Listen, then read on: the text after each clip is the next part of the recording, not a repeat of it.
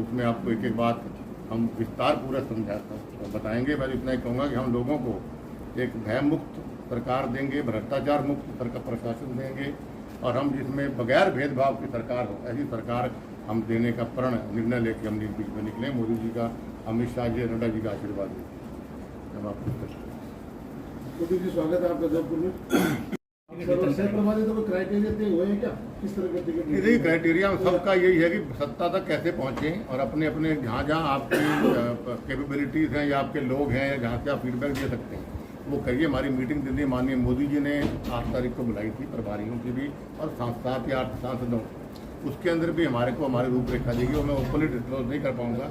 लेकिन ये है कि हम फीडबैक के आधार पर, सर्वे के आधार पे, कार्यकर्ताओं से बात करके, नेताओं से बात करके, हर पहलू के आधार पे टिकट का दिया जाएगा। कोई सिफारिश नहीं, 100% विनेबिलिटी, 100% मेरिट पर टिकटें बांटी जाएंगी। ये पार्टी का तय है। सर कितनी सीटें जीत सकते हैं? ठीक है जी, कितनी सीटें जीत जाएंगी? ऐतिहासिक रहेंगे मेरे ख्याल से। हाईएस्ट रिकॉर्ड हम तोड़ दें पुराना तो भी गलत है। नए चेहरे देखने को मिलेंगे युवाओं की। देखिए मैंने आपसे कहा कि क्राइटेरिया अभी हमारा उस तरीके से सेट नहीं हुआ कि महिला कितना, युवा कितना, क्या है। फिलहाल जो बेस हमारा शुरुआत हुआ विनेबिलिटी फिलहाल क्राइटेरिया है और ये युवा या महिला इसके बारे में बहुत जल्दी हम बड़ी प्रेस कॉन्फ्रेंस करके सीधी बात करता हूँ, क्या ये जुड़ाव सियासी राजनीतिक जमीन की राजस्थान इस बार तलाशेगा? कौन सा जुड़ाव? बिल्कुल मैं देखो मेरा जुड़ाव भावनात्मक है। राजनीतिक रूप से मैं हरियाणा में राजनीति करूंगा, लेकिन भावनात्मक रूप से और जो मेरे से बन पाएगा सरकार बनने के बाद वो इस प्रदेश की जनता को मैं देने का प्रयास। कुछ कयास लगाए जा रहे हैं कि कुलदीप बिश्नोई राजस्थान से इस बार लोकसभा का चुनाव लड़ेंगे? देखिए मेरी, जैसा मैंने अभी आपसे कहा कि मैं हरियाणा छोड़ना नहीं चाहता हूँ क्योंकि मेरी जन्मभूमि भी है, मेरी कर्म भूमि भी है। बाकी आगे राजनीति में क्या हो कौन कह सकता है, लेकिन मेरी इच्छा हरियाणा की राजनीति करने की। सर आपका 2 दिन का विजिट है, क्या उद्देश्य है इसका? क्या आप कार्यकर्ताओं से मिलेंगे या कार्यकर्ताओं के पास जाएंगे, कोई फीडबैक लेंगे या सर्वे करेंगे, क्या रहेगा? ना देखिए मैं 1-2 जगह और भी गया हूँ, जोधपुर में पहली बार आया हूँ। इसके बाद तो मेरा फीडबैक के लिए मेरा मेन मकसद है, क्योंकि भारतीय जनता पार्टी हवा में काम नहीं करती है। भारतीय जनता पार्टी फीडबैक पे और जन भावनाओं के अनुरूप टिकटों के फैसले करती है या कौन आगे चेहरा होगा या और होगा उसका फैसला करती है। तो मैं अपने हिसाब से, क्योंकि मुझे जिम्मेवारी सौंपी गई, तो जहाँ काफ़ी फीडबैक मैं दिल्ली बुला के भी लेता हूँ, फ़ोन से भी लेता हूँ और अभी व्यक्तिगत रूप से फीडबैक जोधपुर और बीकानेर का 2 दिन में लूँगा और पूरी प्रोफाइल हम तैयार करके ऊपर गए। अच्छा, आप राजस्थान के बीजेपी के सर प्रभारी, कब तक माना जाए राजस्थान में पहली लिस्ट आ सकती है बीजेपी उम्मीदवारों की पहली लिस्ट? देखिए अभी बहुत जल्दी है कहना, ना मेरे अधिकार क्षेत्र में ये फिलहाल है। अभी हमारा फीडबैक का दौर है कि हम, जैसा मैंने कहा कि सत्ता हमारी बहुत नज़दीक है, लोगों का मन मोदी जी के प्रति, बीजेपी के प्रति बना हुआ है। इसको हमने एक ऐतिहासिक जीत को लेके जाने के लिए हम बहुत समझदारी से काम कर रहे हैं। ओवर कॉन्फिडेंट ना होकर एक एक पहलू को ध्यान में रख के, विनेबिलिटी देख के, हर चीज़ देख के हम कैंडिडेट करेंगे। सर आपने कितने स्तर पर सर्वे करवाया है और क्या कुछ मिला उस सर्वे में? कांग्रेस पार्टी तो कुछ भी करवा ले, Congress party is sinking ship. उनके ऊपर से नीचे तक नेताएं सारे सिंकिंग शिप है और ना उनके पास नीति है ना नेता है। जैसे मैंने अभी आपसे कहा कि भ्रष्टाचार में लिप्त सरकार है। 4.5 साल आपने युवाओं से शोषण किया, 4.5 साल आपने किसानों से शोषण किया, 4.5 साल आपने महिलाओं से शोषण हुआ। इस सरकार को बाहर करने लोग करेंगे और सर्वे हमारा यही है कि जनता जो कहेगी हम।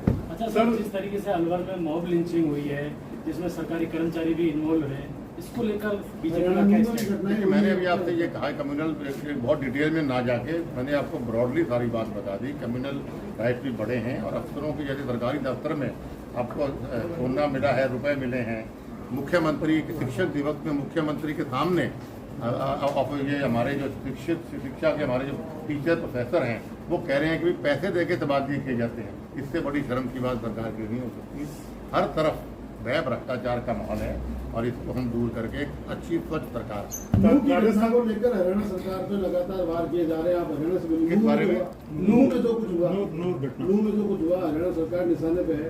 आपको क्या लगता है सरकार की वहाँ क्या भूमिका रही होगी? देखिए, ये बहुत जो हुआ वहाँ पे बहुत दुर्भाग्यपूर्ण है। किसी प्रकार की हिंसा के मैं व्यक्तिगत रूप से भी खिलाफ हूँ, हमारी पार्टी भी खिलाफ है। जो हुआ वो ठीक नहीं हुआ, लेकिन अभी इसकी डिटेल्ड इन्वेस्टिगेशन चल रही है हमारी।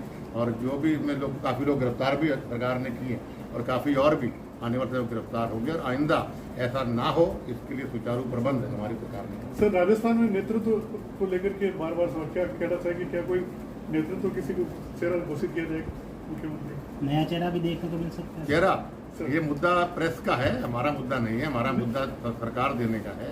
अच्छी सरकार और चुने हुए विधायक अगर मुख्यमंत्री बने तो बेहतर है। बाकी चेहरा कौन होगा नहीं होगा ये मेरे अधिकार क्षेत्र से बाहर है।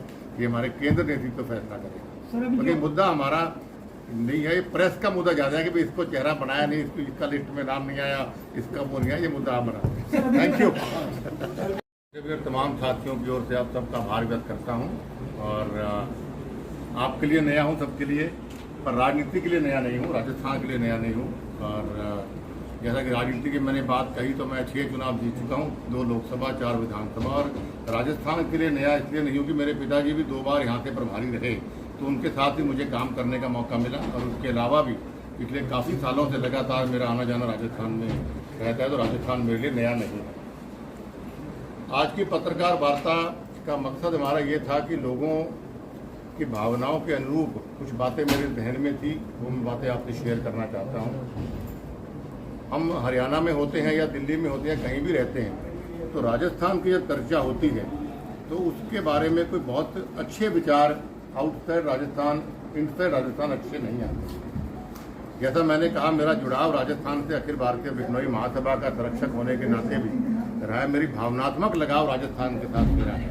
और जब इनके बारे में अच्छी बात नहीं सुनता हूँ तकलीफ होती है। घोटालों की बात करें, लीड घोटाला, पेपर लीक घोटाला, मतलब घोटाले पे घोटाले। अभी हम चिट्ठा तैयार कर रहे हैं इनके खिलाफ सरकार के, जो बहुत जल्दी आपके बीच में पेश करेंगे। तो एक शर्म सी हमारे को आती कि भाई आपको लोगों ने सत्ता सौंपी तो आपको कम से कम कुछ तो काम ठीक कर दीजिए। 4.5 साल आपने सिवाय घोटालों के राजस्थान में कुछ नहीं दिया कांग्रेस पार्टी ने, गहलोत साहब ने। और अब 6 महीने में आप अनाप शनाप घोषणाएं करते जा रहे हैं। राजस्थान की जनता बहुत स्वाभिमानी जनता है, ये बिकने वाली जनता नहीं है। अफसरशाही हावी है, विधायक भ्रष्टाचार में लिप्त हैं।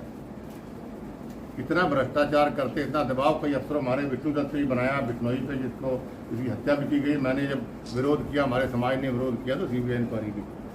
तो ये एक के बाद एक, जैसा मैं आपको बता रहा था कि हम चिट्ठा पट्टा तैयार कर रहे हैं कि 10 लाख से 4.5 साल में 10 लाख अपराध के केस रजिस्टर हुए, हाईएस्ट इन इंडिया।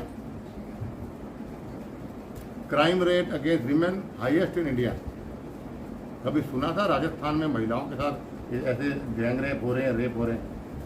ये एक नई प्रथा, क्योंकि मैंने कहा अपराधियों को या तो शय मिलती है या उनको डर सरकार से नहीं, तभी अपराध इतना बढ़ता है। दलितों पर अत्याचार हुआ, सांप्रदायिक जो दंगे हैं वो जगह जगह पर। इस प्रकार की बहुत लंबी बातें हैं, तो इन चीज़ों को लेकर हम लोगों के बीच में जाएंगे। लोगों की भावना भी यही है कि सत्ता परिवर्तन होना चाहिए, क्योंकि माननीय नरेंद्र मोदी जी के प्रति लोगों की आस्था बहुत ज़बरदस्त है, विश्वास बहुत ज़बरदस्त है। ग्लोबल मैप पे माननीय नरेंद्र मोदी जी हिंदुस्तान को लेकर आए, ये हमारे लिए बहुत सम्मान की बात